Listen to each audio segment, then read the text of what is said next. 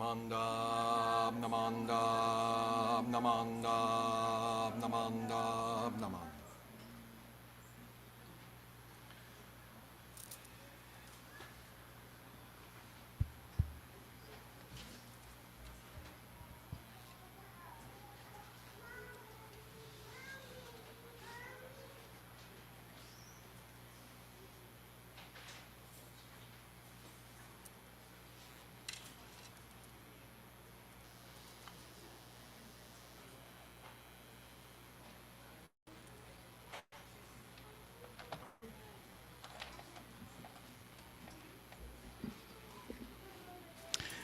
Good morning, everyone.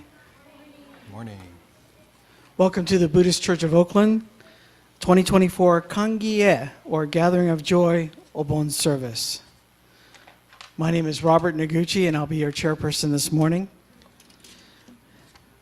We'll start with our service with Sutra chanting, Shoshinge.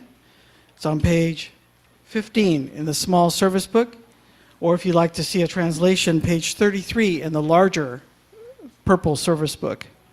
This will be led by our resident minister, Reverend Harry Gyokyo Bridge. And we'll be doing it with the Junirai melody.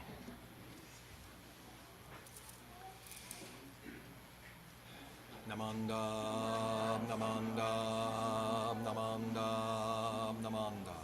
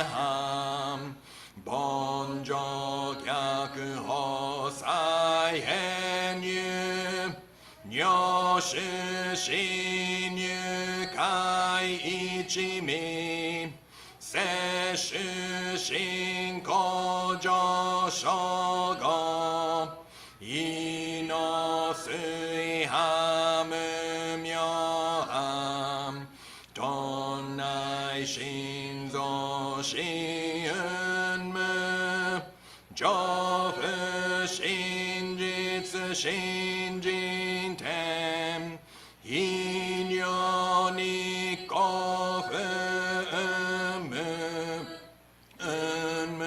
資源妙無暗逆心謙虚大狂気即応超絶後悪手一切全幕本部に門心如来偶税願仏言古代小下者善人妙分なりけ弥陀仏本願念仏邪見教魔なく主張信心十字人に南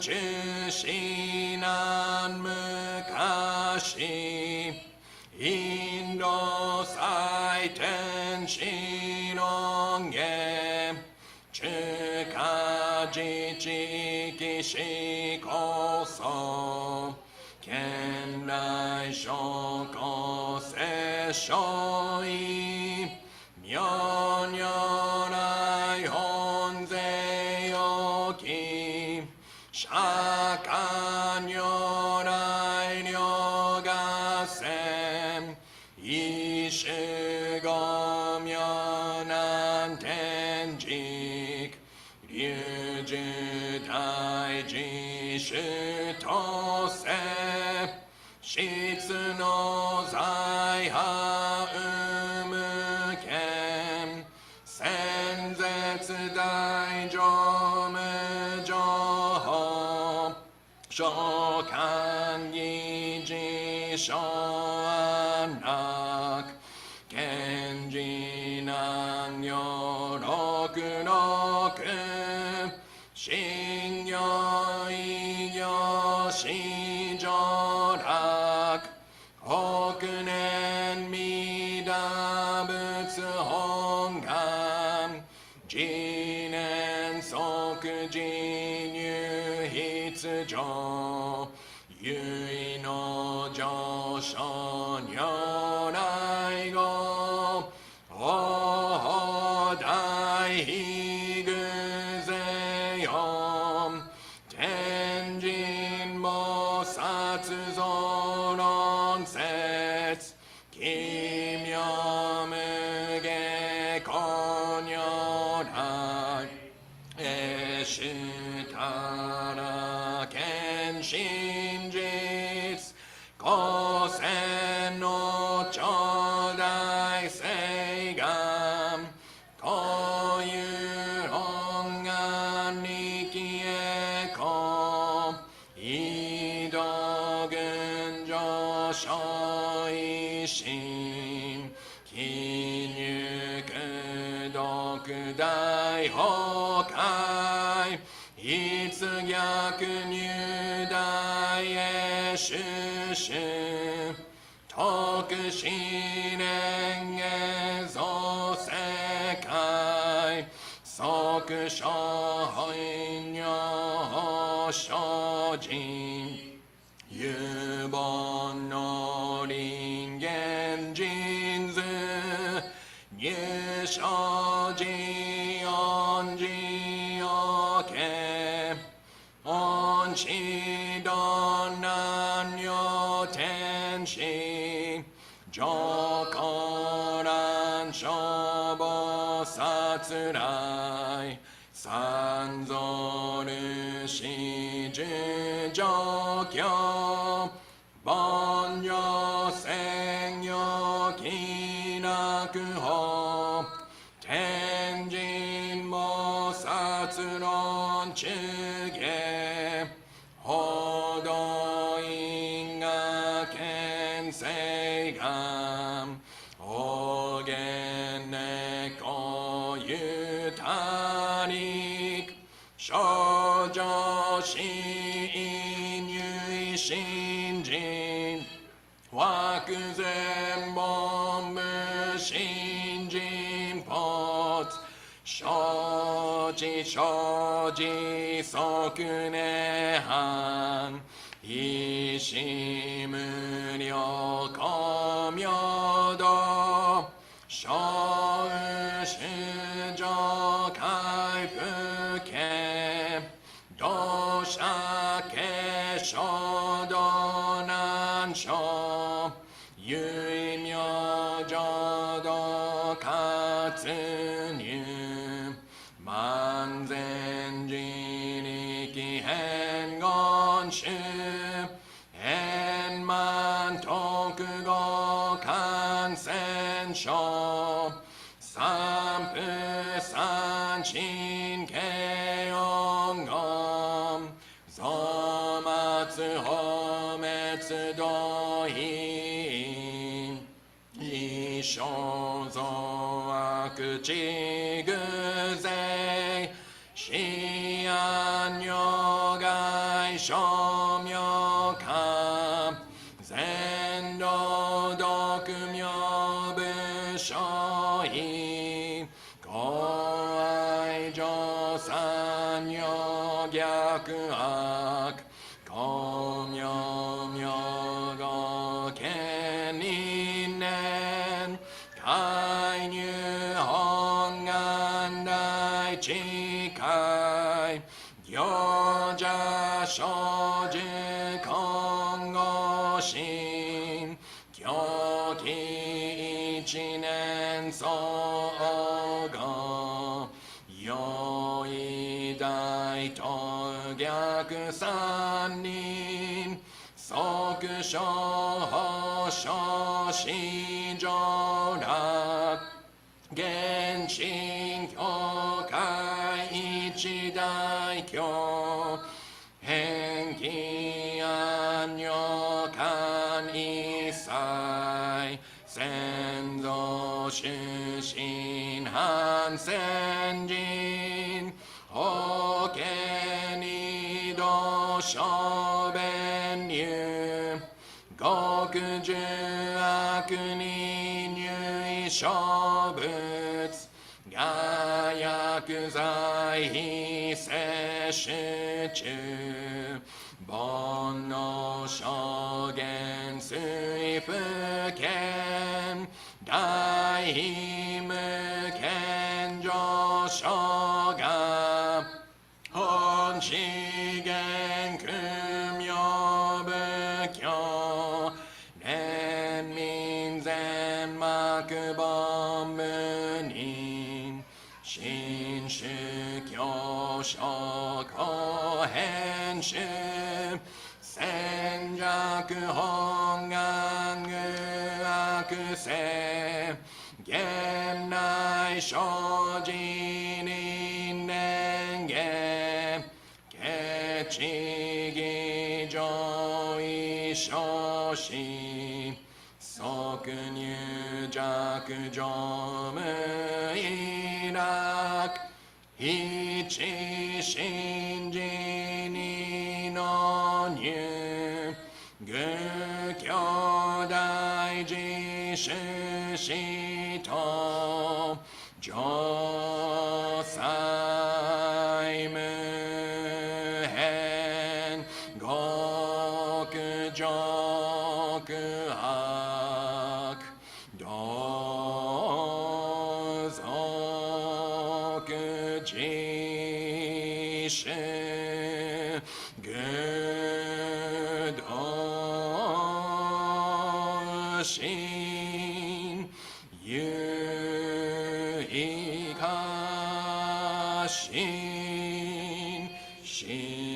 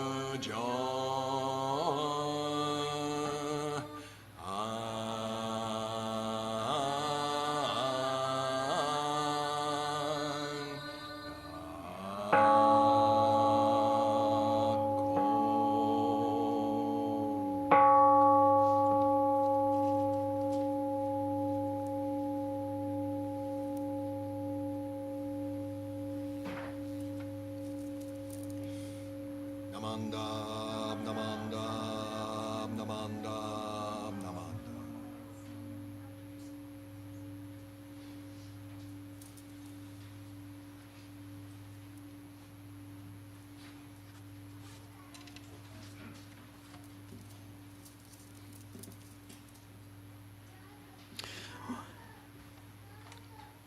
If possible, if the Sangha could please rise for our opening Gatha, Obon, Obon, it's Festival Day.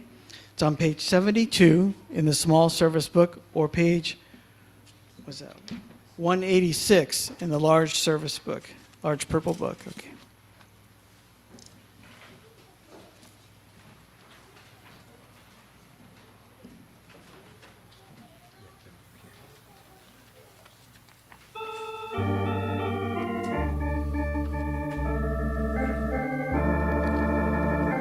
Obon, Obon, it's festival day. We will gather friends all along the way and bring fruits and vegetables for the shrine. Like Moggallana many, many years ago. Obon, Obon, it's festival day.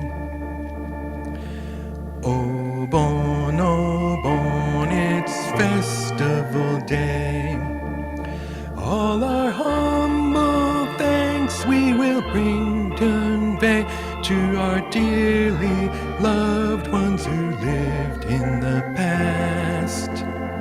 With Nembutsu, Nembutsu upon our lips. Obon, Obon, it's festival day. Obon, Obon, it's festival day.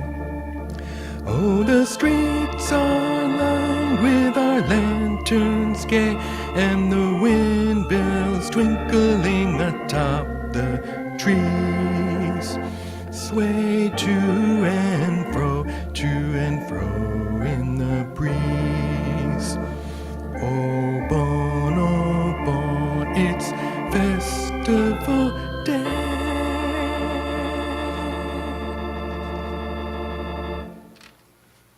Namo Amida Butsu.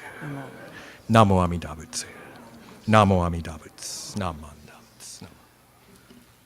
Thank you, please be seated. You're welcome.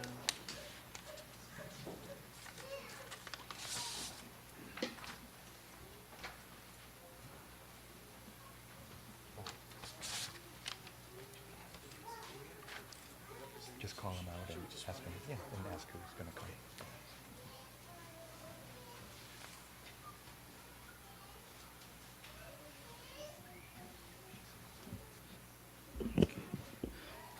Okay, please excuse me, we didn't get a chance to run through this earlier. We will now have incense offering by organization representatives. And if the representative is here, please come forward and offer incense, okay? Starting with the Dharma School students. Are there any Dharma School students? Toshi?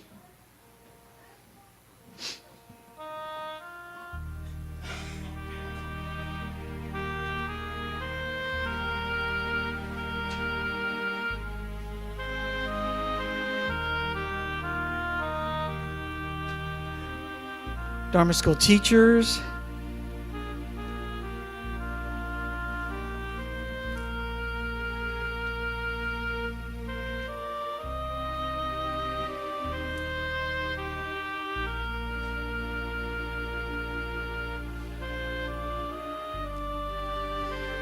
a representative from the Junior YBA. No? Okay. Representative from the Youth Club. No. Okay, representative from the Gakuen.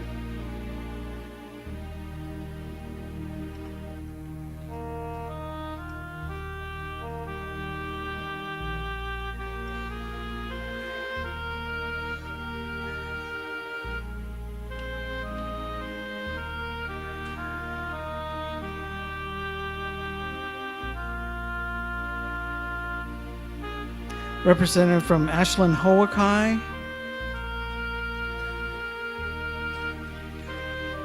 Representative from Mumiji Kai. Representative from the Buddhist Women's Association.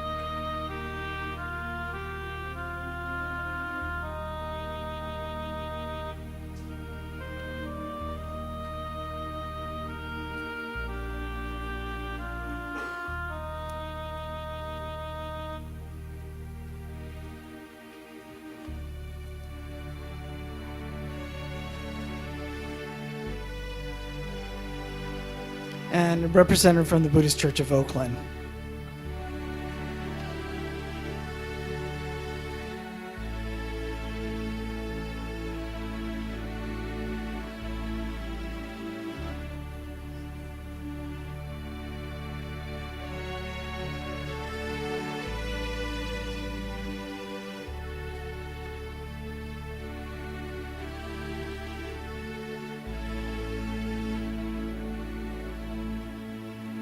Thank you. Right now, Reverend Bridge will introduce today's guest speaker for our Kangi-e Gathering of Joy Obon service. Sensei? No. Okay, good morning, everyone. Thank you for joining us for this special service. We're very fortunate to have our guest speaker today, Reverend Etsuko Mikame. She's from Oda City. Do you know where that is? It's in Shimane Prefecture. Do you know where that is? No, huh? I didn't either. I had to look it up. It's kind of western Japan, right? But on Japan's seaside. And she went to Waseda University. Among other things, she worked at Baskin-Robbins. I'm not sure if she worked in the office or scooping ice cream, so oh, she was scooping ice cream, okay. She has Fukyoshi certification, which is it's the Honganji certification for speaking and giving Dharma talks. She worked at Chuo Bukkyo Gakuin, which is kind of a special seminary and school for training for ministers for 3 years. And then when I met her was during IMOP, and IMOP is International Ministers Orientation Program.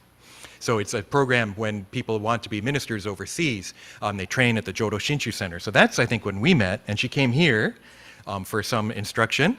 And then in August of 2019, she joined the ministerial staff of the San Jose Buddhist Church, Betsuin. That's a really big temple, and they have a huge bonodori. She also helped at the World BWA conference. BWA is Buddhist Women's Association. That was in San Francisco in 2019. So there's another date soon after, 2020, the pandemic, right? So she started working as a minister, and then within 6 months or so, we got hit by the pandemic.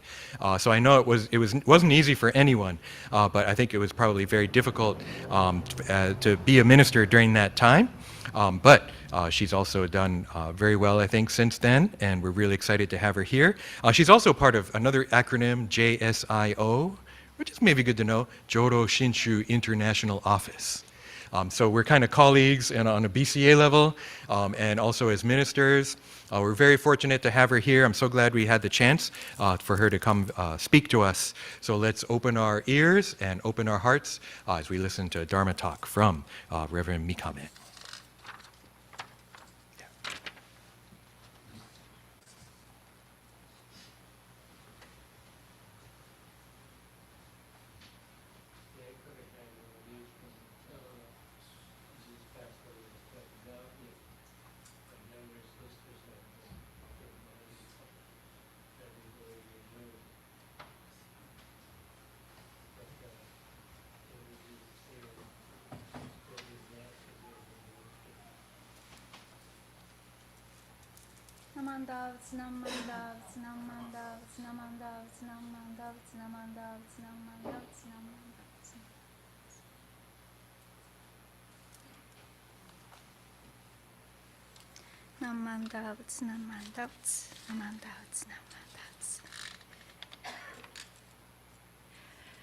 Good morning, everyone.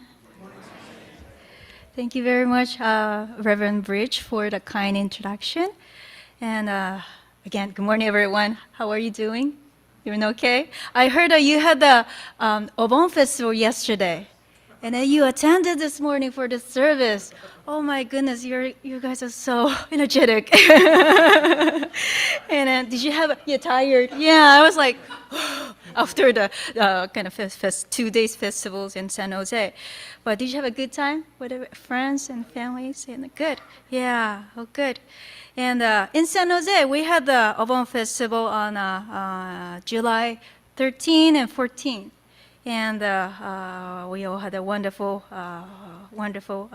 time celebrating together. And then, yeah. Actually, my parents visited San Jose at that time. So it was their second time coming here, and this time their main goal was to see the Obon Festival in San Jose. And even in Japan, it's rare to see such a large festival, so they were really excited. So both my mom and dad danced with everyone, and my dad, who is also the Jodo Shinshu minister in Japan, in particular, danced even more enthusiastically than I did. So, which was super embarrassing. But anyway, yeah, thank you very much for being here for the Obon service this morning. So I'd like to start my talk with reading of the Wasan hymn written by our founder, Shinran Shonin. If you wouldn't mind, please show me in Gassho. Place your hands together to heart center. The light dispels the darkness of ignorance. Thus, Amida is called Buddha of the light of wisdom. All the Buddhas and sages, the three vehicles, together offer their praise. Namo Amida Butsu. Namo Amida Butsu. Namo Amida Butsu. Namanda Butsu. Namanda Butsu. Okay, arigatou gozaimasu. Thank you. So, as you know, the Buddha that we revere in our tradition is the Buddha of light. It's called Amida Buddha. When you look at the statue of Buddha in this temple, it's Naijin. This is outer area. It's called Naijin. So you might see the several lines radiating from behind the Buddha's body. Can you see that? It's a little bit far from the back seat, people in the back seat, but yeah, these lines represent the Buddha's halo, or the light of wisdom, stretching unhindered. In the scripture, Shoshinge, which we chanted this morning, written by the founder of this tradition, Shinran Shonin, shows that the Buddha radiates 12 types of light, which are unhindered by anything and benefits all beings. Among these, today I'd like to talk about the light of wisdom, which is one of the 12 types of life of Buddha. In his later years, Shinran Shonin wrote about the light of wisdom in the work titled The Virtue of Name of Amida Tathagata. He stated that this light is inherent in the Buddha to bring every living being to awaken the mind aspiring to learn wisdom and attain supreme enlightenment. So Buddha's wish for each individual to learn Buddha's wisdom and aspire to walk the path toward enlightenment. So therefore, Amida tirelessly illuminates us with the light of this wisdom. And the Shoshinge contains the following analogy. For example, no matter how much the sun is obstructed by the clouds or fog, its light still pierces through the reaches the ground. So this is a story when my parents visited me. So as I mentioned earlier, my parents stayed in San Jose last month for about 3 weeks. And during their stay in the United States, we had the opportunity to visit various places. It was really busy that time. A few days before the Obon festival, we went to Yosemite. It was incredibly hot. Oh my goodness, so hot. Yeah. And right after Obon, we went to Las Vegas. Yeah. And then it was even hotter. Yeah, we visited the kind of many hot places. Yeah. And my father actually won $30 gambling at the end.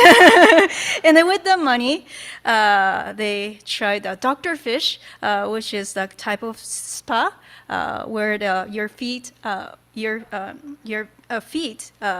of put it in the fish tank, and the fish eat the kind of old skin from your feet. Yeah.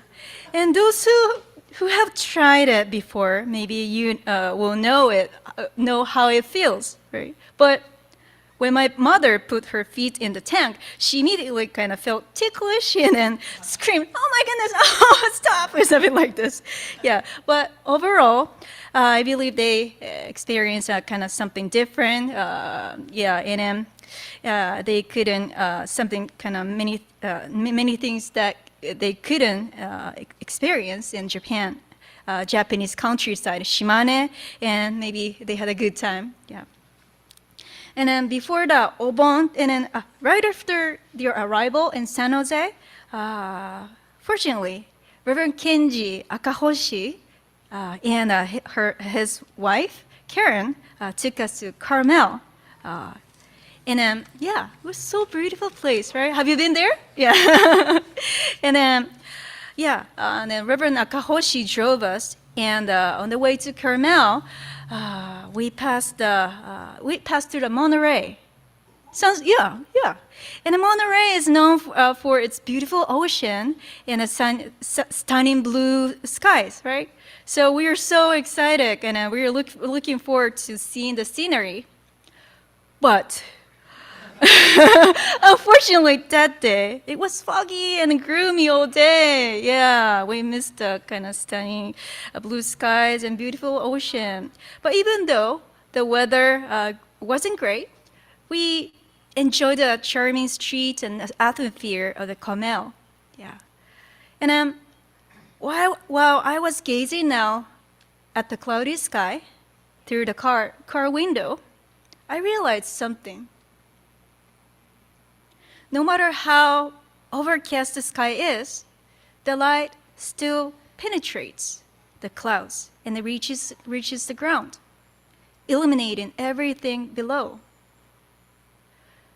The sun is the metaphor for Amida's light of wisdom, while the clouds and the fog represent our delusions and the foolishness. Amida's light of wisdom reaches the depth of our hearts, and no matter how thick the clouds of our delusions may be. It is because of the sun's light that we see the clouds and fog. If it were completely dark at night, we wouldn't see anything. But because the light pierces through, we can see the clouds and fog. Encountering the true light reveals our own foolishness. We naturally do not recognize our own foolishness without encountering the light. It is the light that creates shadows, and the existence of the shadows signifies the presence of true light. Thus, the two are one and the same. Light of wisdom is a Buddha's enlightenment. Enlightenment transcends any boundaries. To transcend boundaries means to go beyond distinctions such as above and below, and to overcome notion of superiority and inferiority. How do we see our world and our own lives? When the Shakyamuni Buddha was still alive, the Kosala kingdom of India was ruled by the king Pasanadi. And the king fell in love and dated Marika, and a fair-skinned, slender, and a pretty girl. As they dated, Pasanadi was not convinced that Marika was completely in love with him. One evening, when Marika was on a balcony of the palace looking out over the river, Pasanadi quietly asked her if there was anyone in the world who loved her more than he did. And Pasanadi expected his favorite kind of reply, that Marika would say she loved him more than her own life. Marika pondered for a moment and then spoke in a calm tone. She said that no one was more important to her than herself. Yeah. Pasanadi was a little disappointed. Yeah. He had hoped that she would say something that would please him. He then shared this conversation with Marika, with Shakyamuni Buddha, and asked for his opinion. And Buddha confirmed that what Marika had said, and he said like this: I visited every place with all my heart. I found nothing more important than myself. I am equally important to all others. Whoever loves oneself will not harm others. You must have someone special in your life, right? And it can be a family member, a lover, a friend, maybe favorite idol, or anime character. No matter how important those people are, ultimately speaking, as Shakyamuni Buddha and Marika said, there is nothing more precious to you than yourselves. Isn't it the same for you? I don't know. For me, yes. And we all must think that way. That is why Buddha teaches us that we must never harm others, who are also as precious as we are. And I believe this is the core teaching of Buddhism. Yet, we can only see ourselves. We divide things and people based on whether they align with our own preferences or not. This is how we create discrimination. There are no inherently good people. It is only that I consider those who follow my wishes to be good. There are no inherently bad people. It is only that I think of those people, those who do not go along with my wishes as bad. Our judgments change according to our convenience. Thus, we end up living our lives worried about how others perceive us. We become unable to live as our true selves, trying to please others, and losing sight of who we really are. Gradually, we start to avoid meeting and talking with people. In this way, we create suffering through our own foolishness.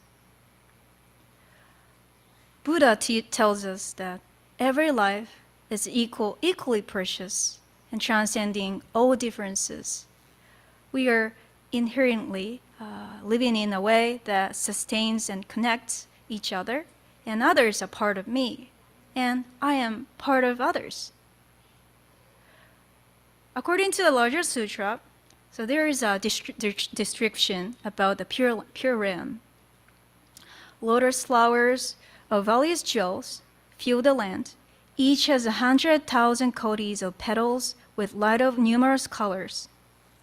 So here, today is a special occasion. Let me show my kind of talent a little bit. Okay? So according to the sutra, it said, maybe I kind of wrote in the wrong way, but yeah. Black lotus glow with the black light, and the white one with the white light. Likewise, dark blue, yellow,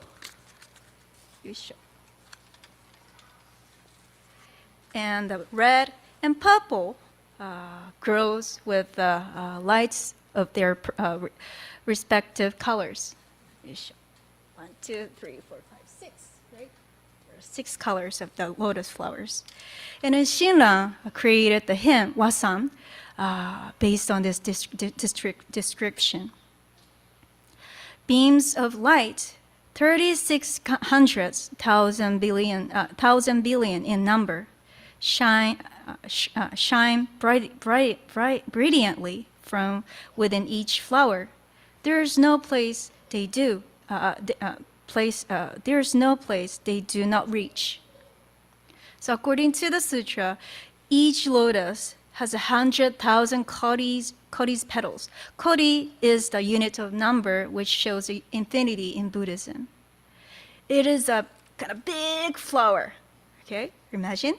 The sutra tells us that each petals radiate light. Each flowers radiate light. Okay, and the color they produce are interrelated. For example, blue.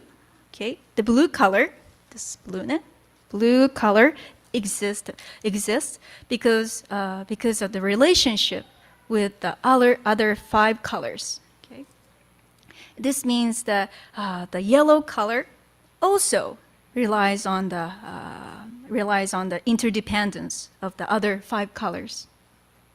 The teaching here is that everything coexists and shines through the web of countless relationships.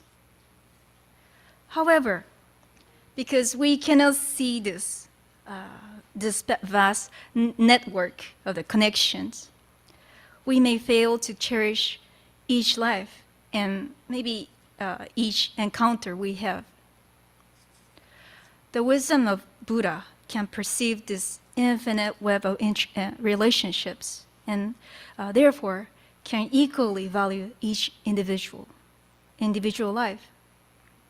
We humans are often enclosed in our own shells, unable to see how we are connected with others and how we support each other. However, we coexist within the network of the relationships, where we are nurtured by the others, and in turn, our existence can support others.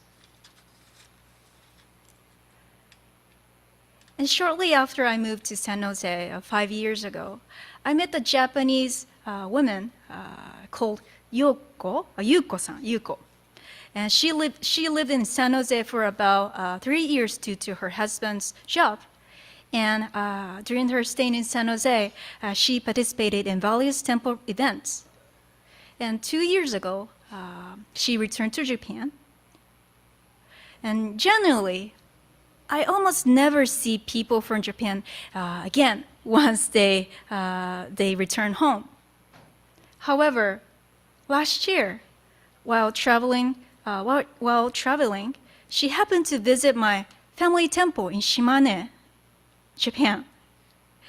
When she visited my home temple, family temple, she texted me that she was there and sent me the picture taken in front of it.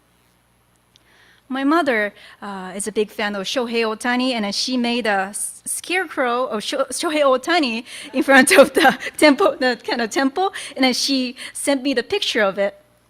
Yeah, and seeing her message made me very happy, and I wanted my parents to serve her tea. I called my mom and lined her, and then asked her to check the front door quickly. And surprisingly, she was still there. Yeah.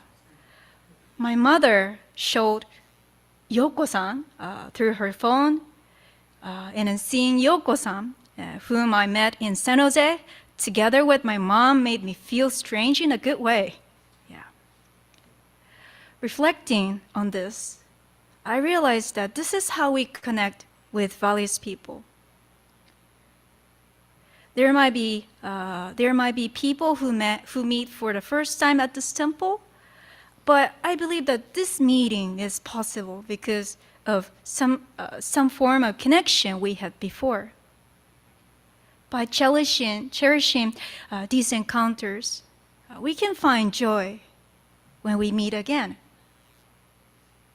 It is not something to be taken for granted. Through such warm interactions, the circle of kindness and the connection continues to expand. Thinking about this, I questioned whether I have truly cherished each fleeting encounter in my life. I wish to become someone who can value every life. Even though I strive for this, it is not always successful. My mind may be as thick as the foggy sky over the monorail. It is not easy to clear by myself, and perhaps it might never clear. But there is still light reaching me. Even if the sun is hidden, I can see the fog there because the light still reaches through. Similarly, the light of Buddha's wisdom reaches the depth of my heart, revealing my own existence and making me aware of it. But again, human beings do not change so quickly, easily. Even if we feel that we have made progress, we often fall back into the old patterns. That is why Amida Buddha continually wishes for our awakening. This wish is embodied in the Nembutsu, Namo Amida Butsu, which reaches us as the calling of Namo Amida Butsu. By reciting the Nembutsu and recognizing that we are enveloped in Amida's light, we can live with awareness of this divine presence. I will still harbor anger, jealousy, and pride, and often find myself moving away from the path of enlightenment. Therefore, I believe that I need the unwavering guidance of Amida's wisdom and light to awaken me and help me live a truly peaceful life. What about you? So when you reflect on the fact that you are alive in the present in this moment, you may realize that this is not something you could have achieved on your own. It is not just because we support each other while we are alive, but also because our ancestors and loved ones who have passed away have influenced us. Their time with us, their warmth, and their words continue to support us deeply. By tracing our connections with those who have deeply touched our lives, we can reaffirm the importance of our mutual existence. This is the significance of Obon. Thank you very much for your kind attention. I'd like to close my talk with saying Namo Amida Butsu and Gassho. If you wouldn't mind, please show me in Gassho once again. Namo Amida Butsu. Namo Amida Butsu. Namo Amida Butsu. Namanda Butsu Namanda Butsu. Thank you.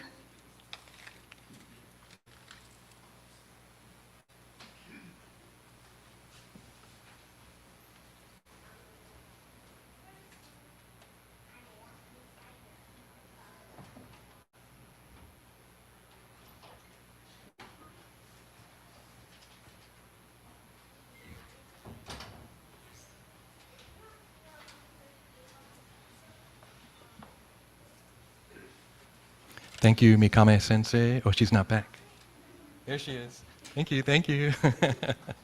I just realized, so it's kind of your 5th year anniversary this month. Oh, omedetou gozaimasu. Thank you so much. Really happy to have you here. Thank you.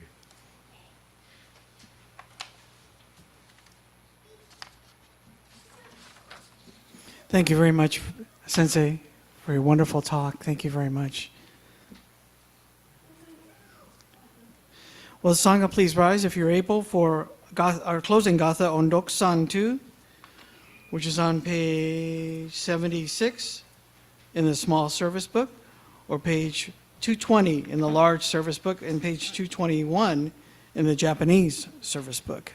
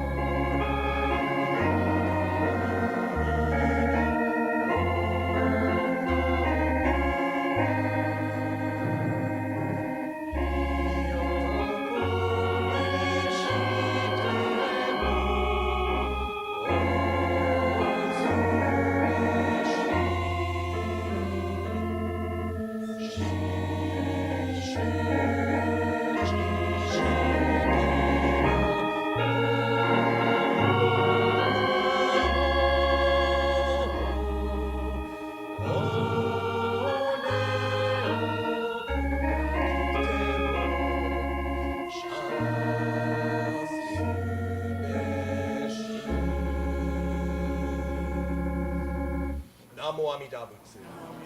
Namo Amida Butsu. Namo Amida Butsu. Namanda, namanda. Thank you. Please be seated. I have a couple of announcements on the back side of your purple program. There's a couple of things happening, one of which is an Introduction to Buddhism class that's happening next Saturday, August 10th from 1 to 3 p.m. And this is not just for guests or visitors. It could be for members, anyone who has an interest in Buddhism. Please come with your questions. This will be put on by Reverend Bridge and the Buddhist Education Committee. So that's happening next Saturday, August 10th from 1 to 3 p.m. So I hope you'll join us. And then in September, we're resuming our Buddhist education series with our Dharma Chat series and our Dharma study class series. Study class will be on Saturday, September 21st from 1 to 3 p.m. with Reverend Bridge. And it's going to be based on Reverend Harada, the BCA Bishop's book, Discovering Buddhism in Everyday Life. So I think it's going to be a really interesting series that we'll be putting on using this book, Discovering Buddhism in Everyday Life. And if you go to the website, the BEC page, it actually has the text that we'll be referring to already uploaded into the website, so you can actually read it in advance. So that's happening on Saturday, September 21st. And I've also been told that we have chirashi sushi that left over from yesterday that we'd like to give out to everyone in attendance here today. So they're on a table down in the social hall, so you're more than welcome to take one as you leave today. And you're also welcome to join us downstairs for coffee, things like that. Okay? Those are all the announcements I have. Right now I'd like to call upon our President of the Buddhist Church of Oakland, Mr. Keiju Torada, for some words of appreciation. Keiju?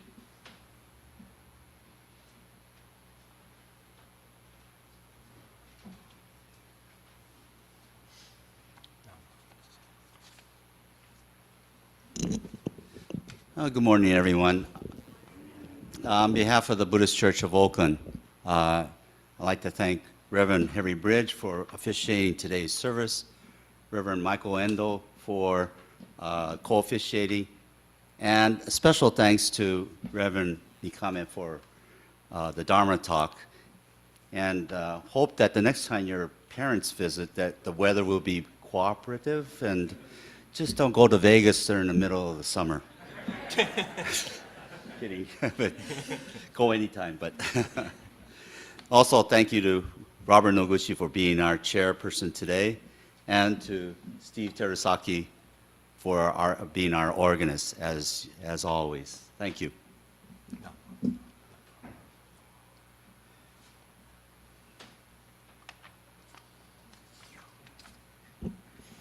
Okay, thank you very much, Keiju.